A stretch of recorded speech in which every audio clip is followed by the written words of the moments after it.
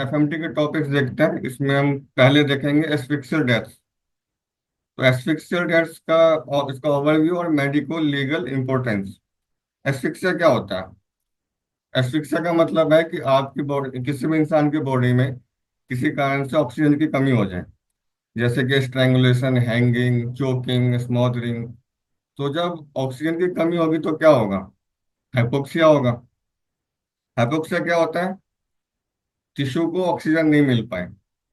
आप सबको पता है कि हमें सर्वाइव करने के लिए ऑक्सीजन चाहिए। ऑक्सीजन से क्या होता है? ग्लाइकोलाइसिस के बाद इलेक्ट्रॉन ट्रांसपोर्ट चेन से एटीपी बनता है और सेल सर्वाइव करती है। और अगर वहीं ऑक्सीजन नहीं होगा तो एनारोबिक रेस्पिरेशन होगा, मतलब कि एटीपी इस बार में बनेगी नहीं और लैक्टिक एसिड एक्यूमुलेट होने लग जाएगा, जो कि हमारे टिश्यू के लिए टॉक्सिक होता है। और उस प्रकार टिश्यू की डेथ होनी शुरू हो जाती है। तो एस्फिक्सिया और हाइपोक्सिया मिलते जुलते टर्म है, पर डिफरेंस ये है कि एस्फिक्सिया जो होता है वो फिजिकल ऑब्स्ट्रक्शन होता है। आपने किसी का, मान लो किसी ने किसी का गला घोट दिया, स्ट्रैंगुलेट कर दिया, उसको रस्सी से उसके गले गले को दबा दिया, या हैंगिंग कर दी, या स्मोथरिंग कर दी। और हाइपोक्सिया क्या होता है कि टिश्यू को ऑक्सीजन ना मिले, चाहे ऑक्सीजन की कमी हो, मतलब इन्वायरमेंट में कहीं पहाड़ पे चला गया कोई, या फिर एनीमिया है किसी पेशेंट को। तो अल्टीमेटली कि हर एस्फिक्सिया बाद में हाइपोक्सिया ही होगा, लेकिन हर हाइपोक्सिया जरूरी नहीं है कि एस्फिक्सिया से हुआ हो। तो बेसिकली ये है कि हमें सर्वाइव करने के लिए ऑक्सीजन चाहिए। और किस हमारा जो रेस्पिरेटरी रूट है उसे किसी कारण से हमने ऑब्स्ट्रक्ट कर दिया किसी भी मेथड से, दबा के, चोक करके, तो उस हमें ऑक्सीजन नहीं मिलेगी और बाद में टिश्यू को भी नहीं मिलेगी, तो हाइपोक्सिया होगा, सेल डेथ होगी। तो ये है डेफिनेशन ऑफ एस्फिक्सिया। इसके बहुत सारे टाइप्स होते हैं। पहला है मैकेनिकल। मैकेनिकल जो अभी डिस्कस कर रहे थे, स्ट्रैंगुलेशन। स्ट्रैंगुलेशन का मतलब क्या है? कि गले के चारों ओर किसी रस्सी, दुपट्टा, किसी भी चीज से ऐसे करके खींच देना, स्ट्रैंगुलेट कर देना। Compression of neck, obstructing blood flow and air flow. उसके बाद है सफोकेशन। सफोकेशन के भी उसमें, जैसे कि किसी का पिल्लो से आप किसी ने दबा दिया, मूवीज में देखते होंगे कि पिल्लो रख दिया मुंह पे तो एयर भी ऑब्स्ट्रक्ट हो जाएगी। या फिर प्लास्टिक बैग से कर दिया। स्मोथरिंग क्या होता है? कि एक्सटर्नल प्रेशर से किसी कारण से ऐसे मुंह पे हाथ रख के, तो वो हो गई स्मोथरिंग। उसके बाद है केमिकल एस्फिक्सिया। केमिकल नाम से पता लग रहा है कोई केमिकल सब्सटेंस होगा। तो जैसे टॉक्सिक सब्सटेंस है जो जिसकी वजह से, जैसे कि साइनाइड हो गया, साइनाइड पॉइजनिंग हो गई। जब वो साइनाइड कोई खाएगा तो वो क्या करता है कि हमारा जो ईटीसी होता है, इलेक्ट्रॉन ट्रांसपोर्ट चेन, उसका उसको इनहिबिट करता है, काम नहीं करने देता। तो एटीपी नहीं बनता, सेल सर्वाइव नहीं करता।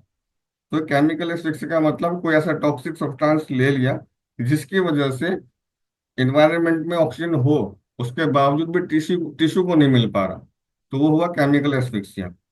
ड्राउनिंग मतलब आसान है, डूबना। अगर सबमर्शन इन वाटर है, कोई पानी में, चाहे मतलब चाहे तो पूरी बॉडी चली जाए या किसी कारण से सिर्फ सर ही डूब जाए, बस नोज वाला या फिर रेस्पिरेटरी ट्रैक उसमें वाटर चला जाए, तो वो ऑक्सीजन सप्लाई रोक देगा और डेथ में अकर करेगा पेशेंट। उसके बाद है पोजिशनल एस्फिक्सिया। किसी गलत तरीके से कोई ऐसी पोजिशनिंग होगी, मान लो कि कोई पैरालाइज पेशेंट है, उसकी बॉडी काम नहीं करती, किसी कारण से कुछ ऐसा हो गया कि गले में कुछ फंस गया, वो निकाल नहीं पा रहा, क्योंकि वो मूवमेंट नहीं कर सकता। बच्चा है, वो ऐसी कोई बाल्टी में खेल रहा था, बाल्टी में पानी भरा था, वो पलट गया बाल्टी के अंदर, तो बस उस प्रकार से भी उसकी डेथ हो सकती है। और जैसे कभी जब बच्चा जब छोटा होता है ना, तो जब वो माँ उसके बगल में लेटती है, तो अगर कभी कभी ऐसा भी होता है कि मदर के वेट से बच्चे को एस्फिक्सिया हो जाता है, कि उसकी मदर की जो बॉडी है वो बच्चे पे लीन कर जाती है। तो बच्चा छोटा होता है, वो एक दो बार रोएगा, अगर मदर की नींद नहीं टूटेगी तो बच्चे को एस्फिक्सिया होगा। हालांकि ये होता नहीं, क्योंकि इवोल्यूशन के दौरान मदर जो है, उसके जो मदर की जो ईयर है वो बहुत सेंसिटिव होता है बच्चे की वॉइस को लेकर, इसलिए थोड़ा सा भी अगर बच्चा रोता है तो माँ की नींद टूट जाती है, चाहे फादर की टूटे ना टूटे। बस एक एग्जाम्पल है समझने का कि पोजिशनल एस्फिक्सिया भी एक टाइप है एस्फिक्सिया का। उसके बाद देखते हैं मैकेनिज्म। मैकेनिज्म अभी बताया मैंने ऊपर कि ब्लड सप्लाई में किसी भी कारण से हमारी बॉडी में ऑक्सीजन जो है वो कम हो जाएगी, तो सफोकेशन में लीड करेगा। एक्चुअली एस्फिक्सिया जो वर्ड है वो टेक्निकली बना है वो ग्रीक के दो वर्ड से।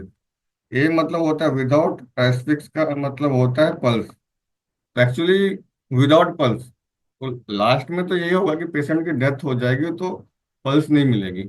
लेकिन ये ओरिजिन तो उस वर्ड का वहां से हुआ है, लेकिन ये टेक्निकली है रेस्पिरेटरी, जो हमारा रेस्पिरेटरी ट्री है, रेस्पिरेटरी पाथवे है, उससे रिलेटेड है। तो एस्फिक्सिया का एक मैकेनिज्म क्या है कि ऑक्सीजन की कमी हो जाए। दूसरा क्या है कि कार्बन डाइऑक्साइड ज्यादा हो जाए किसी भी कारण से, जैसे मान लो कि डायबिटीज में मेटाबॉलिक एसिडोसिस होता है, तो जब एसिडोसिस होगा तो CO2 बढ़ा रहेगा, कार्बन डाइऑक्साइड बढ़ा रहेगा। या फिर पेशेंट जो है वो ठीक से ब्रीदिंग नहीं कर पा रहा, जब भी सांस लेता है पेशेंट छोड़ता है, तो जब ज्यादा, मान लो कि 1 मिनट में 16 से 18 बार सांस लेते हैं, अगर वो रेट घट के 8-9 बार हो जाए तो CO2 अक्यूमुलेट करने लग जाएगा। और कम होगा तो और ज्यादा एक्यूमुलेट करने लग जाएगा। हाइपर कैप्निया का मतलब है, हाइपर मतलब ज्यादा, कैप्निया मतलब कार्बन डाइऑक्साइड। तो कार्बन डाइऑक्साइड अगर ज्यादा हो जाएगी तो भी वो एस्फिक्सिया का एक मैकेनिज्म है। उसके बाद क्या है, वैगल रिफ्लेक्स। जो हमारी वेगस नर्व होती है, वो, उसके दो एफरेंट और इफरेंट ब्रांचेस होते हैं। एफरेंट का मतलब क्या होता है ना, कि कोई सेंसरी सिग्नल ले जाता है किसी ऑर्गन के पास। AFF का मतलब होता है एफरेंट, मतलब कि ले जाता है। और इफरेंट का मतलब होता है कि फिर वो वहां से मोटर रिस्पॉन्स देता है। तो जैसे ठंडे पानी में सडनली नहीं कूदना चाहिए, क्यों? क्योंकि उससे फिर एफरेंट पाथवे से रिस्पॉन्स जाता है, तो वेगस नर्व जो होती है उसका हार्ट पे इनहिबिटरी इफेक्ट होता है, मतलब कि हार्ट रेट को आ, कम करता है, धीरे करता है। जो आपने टाइटैनिक मूवी देखी है ना, उसमें जो जैक मरता है वो वेगस रिफ्लेक्स से मरता है, क्योंकि पानी ठंडा था। और ठंडे पानी की वजह से वेगस नर्व का एक्शन स्टिमुलेट होता है, जिससे हार्ट बीट कम होती है, ब्रेडिकार्डिया होती है, बाद में कार्डियक अरेस्ट होता है। तो ये भी एक मोड है एस्फिक्सिया का। उसके बाद है सिम्टम। सिम्टम में क्या आएगा, जब आप ऑक्सीजन की कमी हो जाएगी या CO2 ज्यादा हो जाएगा, तो कैसा दिखेगा पेशेंट या जो विक्टिम है? वो नीला दिखेगा, साइनोसिस होगा। ऑक्सीजन की कमी होगी तो कंफ्यूजन आएगा, कॉन्शियसनेस नहीं रहेगी, बेहोश होगा पेशेंट, सांस लेने में दिक्कत होगी, और धीरे धीरे उसके मोटर कंट्रोल चले जाएंगे। उसके बाद देखते हैं कॉज ऑफ एस्फिक्सियल डेथ। पहला है होमिसाइड। होमिसाइड मतलब आसान भाषा में, लेमन टर्म में, मर्डर करना, कत्ल करना। तो ये इसका कॉमन एग्जांपल होता है स्ट्रेंगुलेशन। दो टर्म होता है, स्ट्रेंगुलेशन और हैंगिंग। दोनों में एक रोप या ऐसी किसी चीज, चादर, दुपट्टा, साड़ी, कोई भी चीज यूज कर सकता है इंसान। तो स्ट्रेंगुलेशन में होता है कि आप, मतलब जो विक्टिम है उसको दोनों साइड से ऐसे करके, दोनों साइड से रस्सी खींच दी, तो उसमें जो उसमें जो नेक पे निशान रहेगा वो बिल्कुल सर्कुलर रहेगा। अब वही हैंगिंग जो होते हैं, कोई पेशेंट, विक्टिम खुद लगाए या फिर कोई उसका मर्डर कर दे, तो उसमें ओब्लिक लाइगेचर मार्क देखने को मिलेगा, क्योंकि जब हैंगिंग होता है तो बॉडी नीचे जाएगी, रस्सी ऊपर से खींचेगी, तो ओब्लिक निशान मिलेगा। जबकि स्ट्रैंगुलेशन में क्या होगा, सर्कुलर, बिल्कुल राउंड राउंड निशान मिलेगा। तो होमिसाइड, स्ट्रैंगुलेशन जो होता है वो खुद से करना पॉसिबल नहीं है, बहुत मुश्किल है। और सुसाइड में हैंगिंग देखने को ज्यादा मिलता है, लेकिन स्ट्रैंगुलेशन मोस्टली होमिसाइड में ही देखने को मिलता है। उसके बाद एक्सीडेंटल डेथ में चोकिंग हो गया, ड्राउनिंग हो गया। मान लो कि तैरते तैरते गलती से, यही बच्चे का एग्जांपल बताया मैंने, कि बाल्टी में गिर गया, उसका सर बाहर नहीं निकल पाया, वो भी ड्राउनिंग हो गई। या फिर किसी को पता नहीं था पानी कितना गहरा है, वो चला गया आगे, उसको तैरना नहीं आया, ड्राउनिंग होगी। खाते खाते बातें कर रहे थे, हंसी मजाक कर रहे थे, खाना अटक गया रेस्पिरेटरी ट्रैक्ट में, चोकिंग हो गई। तो ये एक्सीडेंटल डेथ के कुछ एग्जाम्पल है। नेग्लिजेंस, मान लो किसी को स्विमिंग सीखनी है, कि भाई मुझे स्विमिंग सीखनी है। अब स्विमिंग सीखने गया वो, कोच ने कहा ठीक है मैं सिखाऊंगा। पानी गहरा उधर, थोड़ी बहुत आ गई उसको, लेकिन कोच को फोन आ गया, कोच कहीं चला गया गहरे पानी की तरफ। जो स्विमिंग सीख रहा था उसको उतनी ज्यादा स्विमिंग नहीं आती, तो वो डूब गया। तो ये हो गया आपका नेग्लिजेंस का एग्जाम्पल। उसके बाद देखते हैं medico legal importance. Medico legal, इस पर में क्या है कि कॉज ऑफ डेथ पता लग सकती है। मतलब कि कोई ऐसा मान लो कि देखो कि विक्टिम है जिसकी डेथ हो गई। अब अगर उसकी बॉडी, उसके चेहरे पे नाखून के निशान, या फिर फेस के पास, मतलब स्मोदरिंग होगी, मान लो थ्रोटलिंग होगी, गला कोई दबाएगा, तो नाखून के निशान होंगे उसकी गर्दन पे, उसके फेस पे। अगर वो विक्टिम अपोज कर रहा होगा तो हो सकता है उसने उस पे वायलेंस किया हो, तो बॉडी पे मार्क्स मिलेंगे। और हमें पता लग जाएगा कि हाँ ये स्ट्रैंगुलेशन था, इसको मारा गया है, होमिसाइड है। या फिर बॉडी पे कोई रंग आया अलग, जैसे कि मान कार्बन मोनोऑक्साइड की पॉइजनिंग में चेरी रेड अपीयरेंस आती है बॉडी का, तो समझ सकते हैं कि अच्छा ये पॉइजनिंग का केस है, ये जो विक्टिम की लाश है ये पॉइजनिंग की वजह से हुई है। तो इस मेडिको लीगल इंपोर्टेंस क्या है कि हम एस्फिक्सिया जो डेथ हुई उसका कॉज पता करने में हेल्प मिलती है। क्राइम सीन इन्वेस्टिगेशन है, क्राइम सीन मतलब कि कहीं भी अगर डेड बॉडी मिली तो उस सीन को ठीक से इन्वेस्टिगेट किया जाएगा।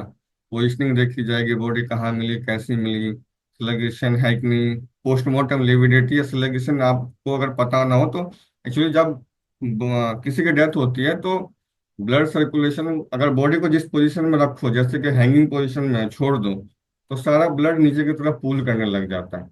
तो हाथ पैर इन पे ब्लड जमा होगा, नीला नीला बाद में कलर आता है, और बाकी ऊपर जो जो भी बॉडी का हिस्सा जो किसी सरफेस से टच रहता है, मान लो कि टेबल पे रख दिया है बॉडी को, तो जो सरफेस पे टच होगा वहां पे ब्लांचिंग होती है, येलो येलो दिखता है। तो मान लो कि किसी ने अगर किसी का मर्डर कर दिया और लाश पड़ी रह गई 2 घंटे 4 घंटे 6 घंटे 10 घंटे टेबल पे रही, और बाद में उन्हें आया कैसे तो फंस सकते हैं, तो चलो इसको एक हैंगिंग का हम सिनेरियो बनाते हैं। तो जब उसको हैंगिंग का सिनेरियो देने की कोशिश करेंगे, तो ये जो पोस्टमार्टम लिविडिटी है, जो कलर आता है डेथ के बाद, जो सरफेस के कांटेक्ट की वजह से डिसाइड होता है कि कहाँ पे ब्लड की पूलिंग होनी, तो जो ऑफिसर होगा वो समझ जाएगा। जैसे उसके पीठ पे ब्लड वाइट वाइट सा है, तो क्योंकि वो सरफेस जो टेबल का जो सरफेस था उसके बैक के कांटेक्ट पे था, तो जो इन्वेस्टिगेटिंग ऑफिसर है वो समझ जाएगा कि ये हैंगिंग नहीं हो सकती, क्योंकि हैंगिंग की वजह से डेथ अगर हुई होती तो उसमें जो पोस्टमार्टम लिविडिटी का जो अपीयरेंस है, बॉडी का जो कलर है, वो ऐसा अपीयर नहीं करता। ये कुछ एग्जाम्पल है। जैसे पोस्टमार्टम एग्जामिनेशन, जब डेथ होगी पुलिस आएगी, डॉक्टर को बुलाएंगे, फॉरेंसिक जांच होगी, तो उस पे अलग अलग जैसे पेटिकल हेमरेज मिलेंगे, जैसे आंख और फेस के पास, इसका मतलब स्ट्रगल साइन है। गले पे नाखून के निशान है, उसकी जो विक्टिम है उसकी नेल में कोई हेयर, किसी का बाल मिला, मतलब कि वो स्ट्रगल कर रहा था, मतलब मर्डर है, प्रोबेबली ये सुसाइड नहीं है। तो मूवीज में दिखाते हैं कोई एक होशियार पुलिस वाला बोलता है कि ये मर्डर है सुसाइड नहीं है, तो दूसरे बोलते हैं वाह सर आपको कैसे पता। तो कोई बहुत बड़ी बात नहीं है, सिंपल से कॉन्सेप्ट इससे पता लग जाता है। उसके बाद क्या है लीगल इम्प्लीकेशन, कि आप यही जो अभी डिस्कस कर रहे थे कि जैसे उससे जो सिनेरियो है उससे पता लगेगा कि कौन सा क्रिमिनल केस डिसाइड होगा, चार्जेस लगने हैं नहीं लगने हैं। जो मेडिकल एक्सपर्ट हैं उनकी टेस्टिमनी कोर्ट में यूज की जाएगी, जिससे पता लगेगा हाँ ये सुसाइड है होमिसाइड है। उसके बाद पब्लिक हेल्थ इम्प्लीकेशन, पब्लिक को जागरूक करो, जैसे पोजिशनल एस्फिक्सिया, बच्चों का ध्यान रखें, पूल में अकेले ना जाएं, सेफ्टी का ध्यान रखें, वायलेंस ना करें। या फिर कई बार सेक्सुअल एक्ट में भी ऐसे मेथड यूज किए जाते हैं, मतलब और मतलब ज्यादा प्लेजर फील करने के लिए, जैसे चोकिंग वगैरह, तो उसका ध्यान रखा जाए कि हाँ कि ये एस्फिक्सिया जो होता है ये कॉज बनता है डेथ का। तो ये होगा पब्लिक हेल्थ इम्प्लीकेशन। उसके बाद अगला टॉपिक है medico legal importance of pregnancy, delivery, importance, sterility and abortion। तो पहला टॉपिक है medico legal aspects, legal status of foetus. जो लीगल स्टेटस ऑफ फीटस का वो अलग अलग जगह पे अलग अलग होता है, मतलब ये भी एक डिबेटेबल टॉपिक है कि जो बच्चे कहते हैं इसे अवॉर्ड करवा लेते हैं, मान लो कॉन्ट्रासेप्टिव फेलियर भी हो। तो आपने गुड न्यूज मूवी में देखा होगा कि एक्सचेंज हो गया था स्पर्म, तो एक पहले डिसाइड करती है करीना कपूर की नहीं बच्चा गिरा देंगे, लेकिन जब हार्ट बीट देखती है तो उसे लगता है नहीं रखना चाहिए। तो बच्चे की लाइफ कब शुरू होती है माँ के पेट में, ये इस पे भी बात चलती है कि माँ के पास हक होना चाहिए कि वो चाहे वो बच्चे को ना रखे, लेकिन बच्चा भी तो है, वो एथिक्स भी बीच में आते हैं कि बच्चे की भी लाइफ है, उसके भी कुछ अधिकार हैं चाहे वो जिंदगी में आया ना हो। तो ये है लीगल स्टेटस ऑफ फीटल। उसके बाद वही मैटरनल राइट्स, फीटल राइट्स, उसमें माँ को भी हक है कि मतलब, और या फिर बच्चे और माँ, मान लो कि किसी भी ऐसा कुछ डिसीजन ले लिया मदर ने जिससे बच्चे को हार्म हो सके, और लेकिन उसमें भी अगर मैटर बाद में फिर जांच जांच होगी कि माँ ने ऐसा क्यों किया, अगर पता लगे कि माँ की जो है मानसिक स्थिति ठीक नहीं है, तो वो ऐसे केसेस में कई बार क्राइम करके भी बच सकती है। तो ये है maternal rights VS versus fetal right. Legal dispute में arise over maternal rights to make health decision versus the perceived right of fetus, specially in case of serious maternal health risk. उसके बाद इन्फॉर्म्ड कंसेंट, अगर mother है वो pregnant है, तो उसमें कोई जांच करनी है, प्रीनेटल टेस्टिंग करनी है, तो कोई भी जांच, अल्ट्रासाउंड हो या फिर ब्लड टेस्ट हो, या फिर हमें देखना है कि बच्चे को डाउन सिंड्रोम तो नहीं हो गया, तो इन सब के लिए मदर की कंसेंट लेनी जरूरी है कि हम ये फला टेस्ट कर रहे हैं, आपको बता रहे हैं, इसकी ये इम्पोर्टेंस है। और ताकि बाद में ऐसा हो कि पेशेंट की फैमिली कोर्ट केस कर दे कि उन्होंने ऐसा किया। गांव घर में तो कैसा भी होता है कि ब्लड लिया, हमारी छोरी बीमार होगी, उसके बाद बीमार हुई तो ऐसी बीमारी, बच्चा गिर गया। तो ये सब हर चीज में कंसेंट फॉर्म पे साइन कराया जाता है प्रैक्टिकल लाइफ में, कि हम जो भी कर रहे हैं आपकी मर्जी से करें। उसके बाद नेग्लिजेंस की किसी भी, मान लो टेटनस की डोज नहीं दी, प्रेगनेंसी में गई, टेटनस की डोज देनी चाहिए मदर को। दो पहली प्रेगनेंसी जैसे पता लगे तब उसके 28 डेज के बाद सेकेंड डोज देनी चाहिए, है ना। अगर नहीं किया, फिर टेटनस से, न्यूनेटल टेटनस से बच्चे की डेथ होगी, तो ये सब एक नेग्लिजेंस का एग्जाम्पल है, तो उस पर केस होगा फिर बाद में डॉक्टर पे। तो ये है नेग्लिजेंस और माल प्रैक्टिस का एग्जाम्पल। उसके बाद पोस्टमार्टम एग्जामिनेशन, कि मैटरनल डेथ हो गई, तब उसमें कई बार पेशेंट लाने में लेट कर देते हैं फैमिली मेम्बर, मदर को। पहले घर पे ट्राई करते हैं नॉर्मल करने का, बच्चा ऑब्स्ट्रक्ट रह गया, बाद में लेके आ गए, लेकिन तब तक ब्लीडिंग इतनी हो चुकी थी कि हॉस्पिटल वाले कुछ कर नहीं पाए, तो उस पर फिर केस कर देंगे कि देखो हम लेके आए थे, इन्होंने हमारी बच्चे को मार दिया, हमारी बहू को मार दिया। तो उस पर भी प्रॉपर डॉक्यूमेंटेशन जरूरी है कि हाँ इस टाइम पे आए थे, इस कंडीशन में आए थे। फिर उस पर जब आरोप लगेगा तो पोस्टमार्टम एग्जामिनेशन से बात सामने आएगी कि हाँ कि ये रीजन था डेथ का, डॉक्टर की गलती नहीं है, फिर पेशेंट की गलती नहीं है, फैमिली मेम्बर की गलती नहीं। तो हम डॉक्टर होकर कई बार इमोशनल हो जाते हैं कि नहीं, हमें समाज की सेवा करनी है, भगवान का दूसरा रूप है। ये सब बाद की बात है, लेकिन हमें अपने बचाव के लिए लीगली स्ट्रांग होना जो बहुत जरूरी है, कॉम्पिटेंट, हमें अपने राइट्स के बारे में पता होना चाहिए। मैं मतलब मुझे एग्जांपल याद है कि जब मेरी किसी सिविल हॉस्पिटल में ड्यूटी थी, ऑक्सीजन के डिपार्टमेंट में, तो हमारी कंसल्टेंट का टाइम हो गया रात के 8 बजे, तो वो जा रही थी और दूसरे आए नहीं थे। अब मेरा जो कलीग था वो भी नहीं आया था। तो मैम ने कहा कि you are a good human being, but ऐसे तुम फंस जाओगे। मान लो कि कोई ऐसा केस आ गया जो तुम्हारे लेवल पे डील नहीं होगा, कोई डॉक्टर नहीं रहेगा, तो वो फंसेगा जिसकी ड्यूटी है। लेकिन तुम 10 मिनट 15 मिनट वेट कर रहे हो, और मैं रहूंगी नहीं, सीनियर डॉक्टर रहेगा नहीं, तुमसे वो केस हैंडल नहीं होगा, तो तुम्हारे रहने से बात तुम्हारे ऊपर आएगी कि तुम वहां पे मौजूद थे, तो तुम्हारी जिम्मेदारी थी। तो हमें ये चीजें भी सीखनी होती है। हम खाली मतलब इमोशनल होकर अगर चलेंगे तो हमारी लाइफ खुद डेंजर में पड़ जाएगी। खैर आगे, अगला topic, importance and sterility. Importance और इरेक्टाइल डिस्फंक्शन में थोड़ा सा फर्क है। इम्पोर्टेंस का मतलब क्या होता है कि erection, unable to gain erection, erection हो ही ना। और इरेक्टाइल डिस्फंक्शन का मतलब कि इरेक्शन तो हो जाती है, लेकिन जितना प्रॉपर टाइम जो सेक्सुअल इंटरकोर्स का होता है उस टाइम तक इरेक्शन मेंटेन नहीं रहती। तो इम्पोर्टेंस और erectile dysfunction and sterility. Sterility का मतलब क्या है, जिसको बांझ बोलते हैं आम भाषा में, जो माँ बाप नहीं बन सकते, चाहे मदर की साइड से दिक्कत हो या फादर की साइड से हो, सॉरी मतलब मेल हस्बैंड की साइड से हो या फिर वाइफ की साइड से। तो ये इसका क्या है कि बहुत ज्यादा इमोशनल, सोशल और लीगल क्या कहते हैं एस्पेक्ट्स हैं। फॉर एग्जाम्पल, आपको पता है कि नहीं, हमारे जो कानून के अकॉर्डिंग, लॉ के according, importance is ground for divorce. मतलब कोई लड़की ये बोल सकती है कि मैं अपने पति से सेक्सुअली सेटिस्फाइड नहीं हूँ, इंपॉर्टेंट है मेरा पति, तो मुझे इससे डिवोर्स लेना है। But sterility is not ground for divorce. मतलब ऊपर वो ये बोले कि मेरा पति बाप नहीं बनता, उसमें कमी है, उसमें स्पर्म काउंट कम है, तो वो नहीं है, उसके अलग तरीके हैं, ART, आर्टिफिशियल इंसेमिनेशन। तो sexual satisfaction is more important than being a parent according to our law. तो ये आपको ध्यान रखना है। उसके बाद क्लेम्स ऑफ फ्रॉड, कि जैसे मान लो कि किसी को बाप बनना है, उसने फिर किसी से शादी की, मान किसी भी कारण से लड़की को पता है, मान लो कि कुछ ऐसी कंडीशन है कि वो माँ बन ही नहीं सकती, लेकिन फिर भी उसने शादी की क्योंकि लड़का अमीर था, या फिर वाइस वर्सा कर लो, लड़के ने किसी ऐसी लड़की से शादी कर ली जो बहुत अमीर घराने की है, तो लड़के को पता है कि वो नहीं बन सकता बाप, तो ये सब बाद में केसेस हो सकते हैं कि इसने मुझे जानते हुए भी मुझसे शादी की, या जानते हुए कि भी ये कभी पेरेंट नहीं बन सकता, तो उसमें फ्रॉड का क्लेम हो सकता है। उसके बाद है एथिकल कंसिडरेशन, जैसे कि आर्टिफिशियल टेक्निक हो गया, इंसेमिनेशन हो गया, जिसमें केवल एथिक्स बीच में आते हैं। जैसे फॉर एग्जांपल, मान लो कि किसी मेल के पास स्पर्म काउंट सफिशिएंट नहीं है, फीमेल में कोई दिक्कत नहीं है, तो आर्टिफिशियल इंसेमिनेशन से क्या करेंगे, किसी और का सीमन फीमेल रिप्रोडक्टिव ट्रैक्ट में इंड्यूस करेंगे। तो उसमें कई लोगों का नजरिया ये होता है कि बस एक सेक्सुअल इंटरकोर्स ही तो नहीं हुआ, लेकिन वो जो जो मतलब सीमन है वो तो किसी और का है, उसकी उससे शादी नहीं हुई लड़की की, वो बाप तो कोई और ही हुआ।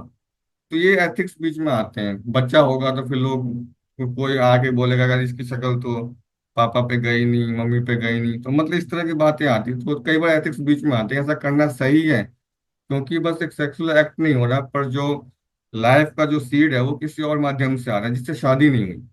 तो ये सोशल और एथिकल कंसिडरेशन है, अपने अपने कई लोग इस चीज के लिए होते हैं तो करते हैं, इस मेथड से जाते हैं।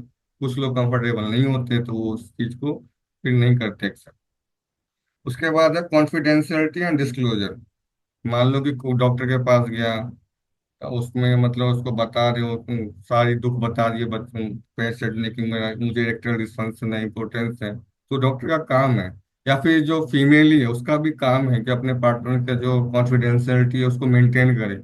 ये स्टेटस पे ना लगा दे कि मैं हस्बैंड इम्पोर्टेंट, या फिर चार लोगों को बता दे, क्योंकि ये सब एक सेंसिटिव मुद्दा होता है। तो ये है कॉन्फिडेंशियलिटी एंड डिस्क्लोजर का टॉपिक। उसके बाद अगला है एबॉर्शन। एबॉर्शन का जो लीगल फ्रेमवर्क है वो अलग अलग जगह पे अलग अलग रहता है। हमारे मतलब वो सोसाइटी के अकॉर्डिंग चेंज, जैसे अमेरिका में आप इंस्टाग्राम पे देखते हो अबॉर्शन इज माई राइट फलाना ठिकाना, तो वो देखिए कई जगह जैसे बहुत कैजुअल वे में लोग लेते हैं कि अबॉर्शन मेरी बॉडी का एक हिस्सा है, मैं नहीं उसे खराब करना चाहती, मैं नहीं किसी को लाना चाहती तो अबॉर्ट करवा दूँ। कहीं पे स्ट्रिक्ट कानून है कि नहीं आप ऐसे नहीं करवा सकते। जैसे इंडिया में है, पहले 20 वीक्स तक था, अब 24 वीक्स तक है कि आप अबॉर्शन करवा सकते हैं। पर कॉन्ट्रासेप्टिव फेलियर अभी भी 20 वीक्स तक ही अलाउड है। मतलब कोई 24 वीक्स में जाए बोले कि देखो देखो हमने तो यूज किया था मेथड लेकिन फेल हो गया, अभी हम पेरेंट नहीं बनना चाहते, तो फिर वो 20 वीक तक ही अलाउड रहेगा। 24 वीक्स तक तभी किया जाएगा जब रेप इंसेस्ट हो या फिर कोई ऐसी चीज हो गई हो जैसे मदर की जान को खतरा हो, फिर बच्चा ऐसा हो जो मतलब हमने क्रोमोसोमल स्टडी से पता लगा लिया कि बच्चे बाद में सर्वाइव भी नहीं कर पाएगा, डाउन सिंड्रोम हो गया, अगर पैदा भी होगा तो बहुत ज्यादा मेंटली रिटार्डेड होगा, उसको कुछ लाइफ नहीं होगी, तो उन सब केसेस में कर सकते हैं 24 वीक्स। उसके बाद क्या, इन्फॉर्म्ड कंसेंट, कि किसी भी मेडिकल प्रोसीजर की तरह हमें एबॉर्शन के लिए भी कंसेंट देना है, मतलब लेना है पेशेंट से कि देखो ऐसी ऐसी बात है कि अब तुम कह रही हो एबॉर्शन, तो साइन करवाना है कि वो अपनी मर्जी से मतलब एबॉर्शन करवाना चाहती है, और उसका पति, उसकी सासू माँ, उसके चाचा फूफा कहते रह जाए कि नहीं करवाना है, कुछ फर्क नहीं पड़ता। सिर्फ मदर का कंसेंट मैटर करता है। अगर 18 साल से ऊपर है तो सारी दुनिया कहे कि नहीं करवाना है बेटा प्लीज, लेकिन वो बहू ने डिसाइड कर लिया करवाना है तो फिर उसको लीगली कोई रोक नहीं सकता। तो ये याद रखना है कि मदर का कंसेंट ही मैटर करता है, फादर का नहीं करता। चाहे अनलेस अनटिल जो मदर है जो अबॉर्शन करवाने गई हो वो मेडिकली चैलेंज, मेंटली चैलेंज ना हो, ऐसा हो कि मतलब मेंटली रिटार्डेड ना हो, अपनी डिसीजन ना ले पा रही हो, सही गलत ना समझ पा रही हो, या फिर किसी कारण से रेप हुआ, या फिर सेक्सुअल स्टडी सही मतलब सेक्स एजुकेशन सही से नहीं मिला, तो 18 साल से कम की उम्र में लड़की प्रेग्नेंट हो गई, तो उन सब केसेस में गार्जियन के कंसेंट की वैल्यू है। वरना उसके अलावा सिर्फ जो मदर है उसकी कंसेंट ही मैटर करती है। वो कहेगी अगर उसमें करवाना है तो होगा, कहेगी नहीं करवाना है तो नहीं होगा। उसके फिर कुछ एक वही जो एबॉर्शन में कुछ एक्सेप्शन है कि जैसे कि रेप इंसेस्ट वगैरह जो हो गए, अगर टाइम भी मतलब उसमें वो कह सकती है कि मुझे इसको नहीं रखना, डॉक्टर को भी एबॉर्शन करना पड़ेगा कि हाँ चलो ये ऐसी कंडीशन थी, रेप विक्टिम का रेप हुआ, वैसे तो मदर नहीं बनना चाह रही, तो इन सब में ओबियसली एबॉर्शन अलाउड होता है। उसके बाद है मेडिकल नेग्लिजेंस, कि किसी एबॉर्शन के प्रोसेस में अगर डॉक्टर ने ध्यान नहीं दिया, अनसेफ कर दिया, इलीगल एबॉर्शन करवा दिया। मान लो कोई हॉस्पिटल है, उसने सोचा कि जो ऑब्स गायनी का डॉक्टर है वो बड़ा महंगा आ रहा है, तो चलो ऐसे किसी को रख लेते हैं, इसने तो बहुत सारे एबॉर्शन किए हैं, प्रो है ये बंदा, तो पैसे भी कम ले रहा है। तो पर ऐसे केसेस में केस बिगड़ेगा, केस होगा तो उस हॉस्पिटल पे, उस टीम पे, उस एचओडी पे केस होगा, और वो फिर कोर्ट में जाएंगे और उनका जो कैरियर है वो खराब हो सकता है। तो जिनको राइट्स है वही एबॉर्शन कर सकते हैं, जो ऑप्स ज्ञानी का हो, जिसने डीजीओ कर रखा हो एटलीस्ट, डिप्लोमा इन ज्ञानी ऑप्स, या फिर 25, जो अगर जूनियर रेजिडेंसी भी कर रखी हो तो कम से कम 25 इंडिपेंडेंट एबॉर्शन कर रखे हो। तो ये कुछ क्राइटेरिया होते हैं जो इतना डिटेल में नहीं जाना। तो जब इतना याद रखना कि जो क्राइटेरिया फुलफिल होगा तो ही उसी पर्सन, उसी डॉक्टर के थ्रू एबॉर्शन जो है लीगली एक्सेप्टेबल है। ऐसा नहीं कि कोई बोले कि नहीं मुझे आता है, मेडिसिन वाला बंदा बोले नहीं मैं जानता हूँ, मैं तो ऐसे नहीं कर सकता, उसको राइट्स नहीं है।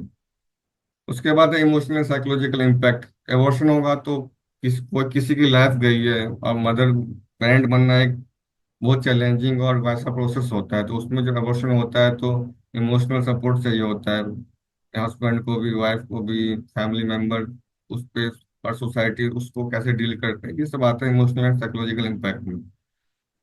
उसके बाद आता है implications for health care providers, documentation and record keeping. इसमें क्या है कि किसी भी केस का, सिर्फ इसकी बात नहीं है, किसी भी बीमारी का, किसी भी डिजीज का अप्रोप्रिएट डॉक्यूमेंटेशन रखा जाता है। कंसेंट फॉर्म रखे जाते हैं कि इसमें फलक का, ताकि कल को बात आए, कोई केस कर दे कि इन्होंने ऐसा कर दिया, हमने तो अलाउ ही नहीं किया था, नारकोटिक्स कैसे यूज कर लिया मेरे बच्चे पे जब उसका एक्सीडेंट हुआ था। तो उस टाइम पे यूज करना, तो हर स्टेप पे साइन लिया जाता है, क्योंकि बाद में कोई केस ना हो। आपको अपना काम करना है बीइंग ए डॉक्टर, और आपको अपना ध्यान भी रखना है कि आप किसी कानूनी लफड़े में ना फंस जाओ। तो आपको हर जगह कंसेंट फॉर्म पे साइन कराना है। उसमें ये नहीं सोचना कि नहीं नहीं कोई बात नहीं, ये तो कर ही देंगे बाद में, ऐसा नहीं करना, आप पे बात आ सकती है। इसका ध्यान रखना प्रैक्टिकल लाइफ में। ट्रेनिंग एंड एजुकेशन, जो मैंने ऊपर एग्जांपल दिया था कि मेरे कंसल्टेंट ने मुझे बताया कि ज्यादा अच्छा होने के चक्कर में तुम पे बात आएगी, तो वो भी मुझे काइंड ऑफ एजुकेशन दी गई थी, ट्रेनिंग दी गई थी जो क्या रिस्क हो सकते हैं उसमें। अगर वही रिप्रोडक्टिव हेल्थ इशू में जोड़ लोगे तो वो उस पर्टिकुलर एग्जांपल में उसका एग्जांपल हो जाएगा ट्रेनिंग एजुकेशन का। उसके बाद है क्राइसिस मैनेजमेंट, कि जब भी जो किसी ने केस किया, कोई क्राइसिस हुई, उस पर कैसे लीगल डिस्प्यूट्स को कैसे हैंडल करोगे, वो क्राइसिस मैनेजमेंट के अंदर आएगा। अगला टॉपिक इन्फेंटिसाइड।